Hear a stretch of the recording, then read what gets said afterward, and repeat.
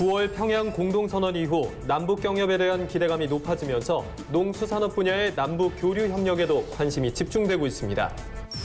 내년 3월 13일에 치러질 제2회 전국 동지조합장 선거를 앞두고 정부가 선거에 참여할 조합원의 자격 여부에 대해 특별 점검에 나선다고 밝혔습니다. 조류 인플루엔자의 소독과 방역시설을 설치하지 않은 가금 농장 61곳이 방역당국에 적발됐습니다. 농식품부는 축산업 허가 등록 기준을 위반한 농장에 대해 AI 특별 방역기간이 시작되기 전인 이달 말까지 위반 사항을 시정하도록 했습니다. 서울특별시 농수산식품공사가 오는 10월 1일부터 가락시장 대파 포장 및 펠릿 하차 거래를 시행한다고 밝혔습니다. 이에 따라 10월 1일부터 가락시장에 출하되는 모든 대파는 반드시 펠릿으로 출하해야 합니다. 여러분 안녕하십니까? NBS 뉴스 24입니다. 지난주 백두산 정상에서 손을 맞잡은 문재인 대통령과 김정은 북한 국무위원장의 모습 어떻게 보셨습니까? 지난 19일 역사적인 9월 평양 공동선언이 발표된 이후 농업계에서도 남북 경협이 재개되는 것에 대해 기대감을 보이고 있습니다. 김인경 기자가 보도합니다. 문재인 대통령이 백두산 정상인 장군봉에서 김정은 북한 국무위원장의 손을 맞잡아 올립니다. 9월 19일 역사적인 평양 공동선언이 발표된 다음 날 두 정상은 한박웃음을 지으며 백두산 천지에 함께 올랐습니다.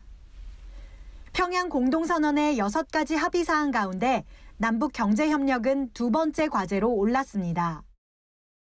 남과 북이 경제를 균형적으로 발전시키기 위한 실질적인 대책들을 강구해 나가기로 한 겁니다. 농업계는 역사적인 평양선언이 남북 농업협력의 시발점이 될 것으로 기대하고 있습니다. 북한과의 농업협력이 침체돼 있는 한국 농업의 새로운 돌파구가 될 수도 있다는 겁니다. 김병원 농협중앙회장은 이번 남북 두 정상의 만남이 곧 다가올 평화, 번영, 통일의 마중물이 될 것이라고 확신한다면서 산림협력이 농업협력으로 확대돼 남북한 농민들의 소득을 높이는 소중한 밑거름이 되기를 기대한다고 밝혔습니다. 남북 경협이 재개되면 정부가 식량이나 종자, 영농기술 등 농업 분야의 교류에 많은 관심을 기울여야 한다고 농업계는 조언합니다. 인도적 차원의 대북 쌀 지원을 통해 남북 관계의 새로운 변화를 모색해야 한다는 제안도 나옵니다. 북한은 토지 개선부터 해야 돼요. 토양부터 개선이 돼야 모든 농작물이 잘 자랄 수 있게끔 토양부터 개선을 좀 해야 됩니다. 이제 예전에도 이제 농업 교류를 했었거든요. 그러한 부분에 연속성을 갖고 진행을 해야 되는 부분에 있어서 사양 기술이라든가 경작물 관리 시스템이라든가 이런 부분을 우리가 많이 좀 지도를 해줘야 되는 부분이 필요합니다. 전문가들은 한우나 토종닭 같은 한국의 토종 종자를 전파하는 것도 고려해 볼 만하다고 밝혔습니다. 또 최근 중국 등에서 확산되고 있는 아프리카 돼지 열병 문제도 남북이 공동으로 대응하는 게 바람직하다고 농업계는 주문했습니다. NBS 뉴스 김인경입니다. 남북 경제협력 교류가 다시 시작되면 농업계에서도 다양한 분야에서 교류와 협력이 가능할 것으로 보입니다. 남북 농업협력의 역사와 앞으로의 과제를 박동민 기자가 짚어봤습니다. 남북 농업교류협력은 1990년대 중반 본격적으로 시작돼 2007년까지 활발하게 추진됐습니다. 2007년까지 북한에 지원된 식량은 330만 톤, 비료는 255만 톤에 달합니다. 이는 북한의 식량난 완화와 농업 생산 증대에 크게 기여한 것으로 평가받습니다. 또 선진 농업 기술과 농자재를 북한에 소개하고 전수한 것도 협력 사업의 중요한 성과로 꼽힙니다. 그러나 한계점도 있었습니다. 식량과 비료 지원은 북한 농업에서 자본으로 바뀌지는 못했습니다. 전문가들은 앞으로 북한 맞춤형 농업개발 협력 사업을 시작하되 목적에 따라 프로그램을 구분하고 세부 프로젝트를 만들어 체계적으로 사업을 수행해야 한다고 조언합니다. 한국농촌경제연구원은 대북 농업개발 프로그램을 식량 공급 증대, 농업 기반 복구, 축산 지원, 산림복구 및 환경보호, 농촌환경 개선 등 8가지로 나눠 제시했습니다. 이들 프로그램은 다시 감자 재배 확대, 우량종자 공급, 농가 소가축 지원, 산림 병해충 방제 등과 같은 세부 개발 협력 프로젝트로 구분됩니다.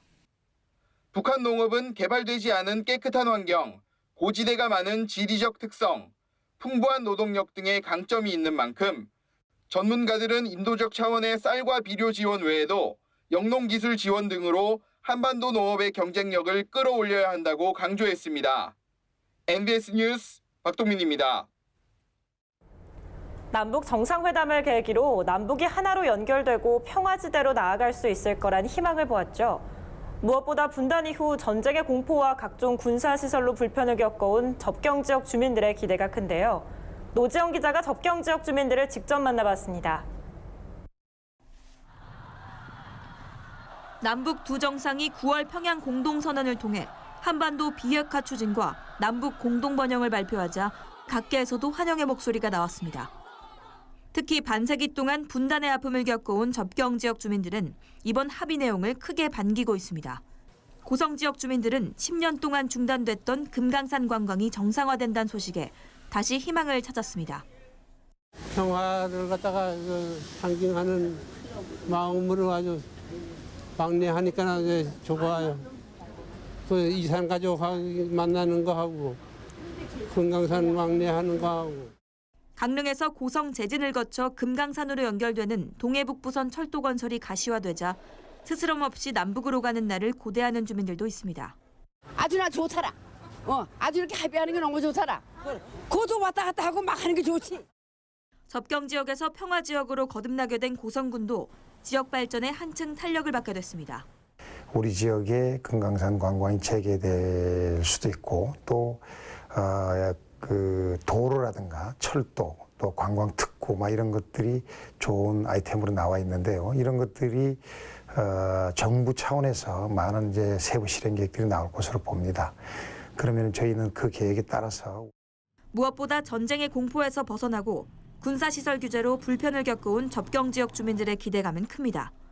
당장 남북 간 군사적 충돌을 방지하기 위한 조치가 구체화되면 낙후된 지역 발전에 새로운 활로가 열리게 됩니다. 앞으로 철원도 남북 유해 발굴되면서 지뢰 제거하고 또 공해도성 발굴하면서 지뢰 제거하면 평광과 철원의 경원선이 연결될 수 있고 43번 국도가 이제 서로 연결이 될 수 있는 선. 강원도 접경 지역 주민들은 포성이 사라지고 남북이 자유롭게 오가는 그날을 꿈꾸고 있습니다. 헬로티비 뉴스 노지영입니다.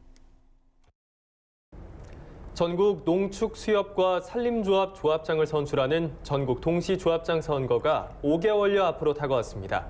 이런 가운데 정부는 선거에 참여할 조합원의 자격 여부를 꼼꼼히 점검하겠다고 입장을 밝혔습니다.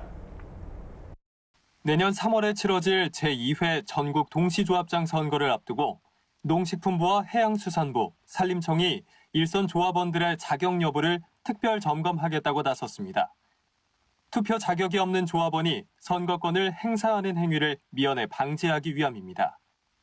이에 따라 각 조합이 10월까지 조합원 실태조사를 실시하면 정부와 농협 등은 합동점검반을 구성해 이들 조합의 실태조사 결과가 정확한지를 확인하게 됩니다.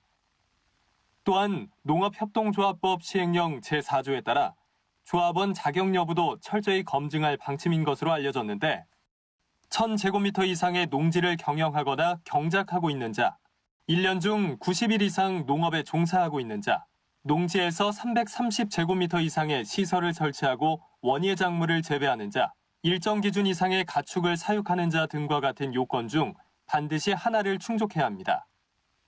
정부가 이 같은 특별 점검을 하게 된 이유는 지난 2015년에 치러진 동시조합장 선거에서 일부 조합이 무자격 조합원을 제대로 정비하지 않은 상태에서 선거를 치러 선거 무효 분쟁이 발생하는 등 많은 혼란이 초래됐고 소송으로 번진 분쟁만 해도 31건에 달한 바 있기 때문입니다. 특히 정부는 이번 특별점검 결과 무자격 조합원 정비를 제대로 하지 않은 조합에 대해서 주의와 경고 등과 같은 징계도 내릴 방침이라고 강조했습니다.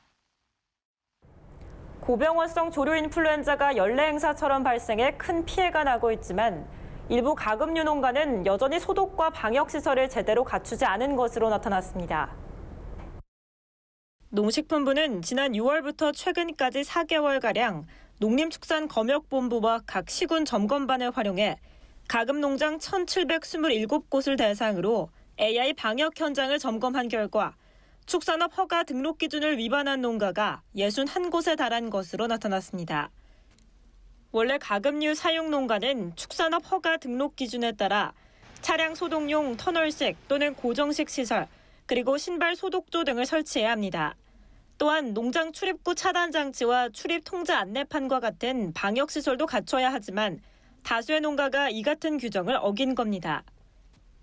특히 위반 농가 61곳 중 전실, 즉 신발을 소독하거나 옷을 갈아입는 공간을 설치하지 않은 농장만 21곳에 달했고 소독시설과 울타리를 설치하지 않은 곳도 각각 7곳과 6곳으로 나타났습니다. 또한 신발 소독조 미설치는 5곳, 방역실과 출입구 차단 시설을 갖추지 않은 곳도 각각 3곳씩 있었습니다. 농식품부는 이에 따라 이들 농장에 대해 AI 특별 방역 기간이 시작되기 전인 9월 말까지 위반 사항을 바로잡도록 했습니다. 협회에서는 매주 한 번쯤은 일제 소독 좀 하고 농장 출입에 대한 부분에 대해서 좀 제한을 두고 실수 인력 말고는 농장 내에 들어오지 말게끔 하고 들어오는 사람들에 대해서는 소독이라든지 방역을 좀 철저히 해서 해달라라는 부분에서 우리가 좀 요구를 하는 부분이 많습니다. 정부는 점검 이후에도 위반 농가가 시정명령을 이행하지 않으면 최대 300만 원의 과태료를 부과하는 등 행정처분을 강화하고 미비 사항이 보완될 때까지 지자체 전담반을 통해 지속적으로 관리할 계획입니다. 다음 달 1일부터 대파가 서울 가락동 농수산물 도매시장에서 하차 거래 품목으로 전환됩니다. 이에 따라 가락시장에 출하되는 모든 대파는 반드시 펠릿으로 출하해야 합니다. 오주석 기자가 보도합니다. 서울특별시 농수산식품공사는 차상거래 품목의 연차별 하차거래 시행 계획에 따라 작년 무, 양파, 총각무를 성공적으로 추진한 데 이어 대파도 내달 1일부터 하차거래 품목으로 전환한다고 밝혔습니다. 4월 조생종 양파, 7월 쪽파, 9월 양배추에 이어 올해 하차거래 전환의 마지막 일정입니다. 이에 따라 내달 1일부터 가락시장에 출하되는 모든 대파는 반드시 펠릿에 쌓아 출하해야 하는데 포장 방법은 5kg 혹은 10kg짜리 종이 박스나 비닐 포장 중에 선택할 수 있습니다. 공사에서는 출하자가 펠릿을 사용해 출하할 경우 펠릿 1개당 비닐 포장 출하 시 3,000원, 박스 포장 출하 시 6,000원을 지원합니다. 정부에서도 물류기기 공공이용 사업의 일환으로 펠릿 이용료의 60%를 지원할 계획입니다. MBS 뉴스 오주석입니다. 다음은 지역 뉴스입니다. 고성군이 가을 수확기에만 집중된 농업 소득을 월별로 나누어 월급처럼 지급하는 농업인 월급제를 시행합니다.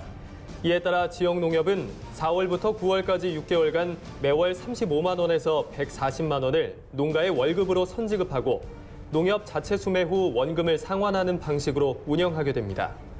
농업기술센터는 지난 6월부터 자격증반에 참여한 교육생 20명 중 19명이 제4회 실기시험에 최종 합격했다고 밝혔습니다. 농기계 운전 기능사 과정은 농기계 안전사고 예방을 위해 전문가를 양성하는 과정으로 농민들에게 큰 호응을 얻고 있습니다. 올해 당진 지역의 벼 생산 수량이 지난해와 비슷한 수준인 것으로 나타났습니다. 당진시 농업기술센터에 따르면 벼의 생육 상황은 전년과 비슷하지만 앞으로 동숙기 기상에 따라 생산량이 크게 좌우될 수 있다고 밝혔습니다. 전남 완도군이 만 5세 이하 아동에게 매월 5에서 10만 원씩 지급되는 아동수당을 처음 지급했습니다. 아동수당은 아동 양육에 따른 경제적 부담을 줄이고 건강한 성장 환경을 조성하기 위한 것으로 완도군에서만 2천여 명이 신청했으며 이 중 1,800여 명에게 지급할 예정입니다. 저희가 준비한 소식은 여기까지입니다. NBS 뉴스 24 마칩니다. 함께해 주신 여러분 고맙습니다.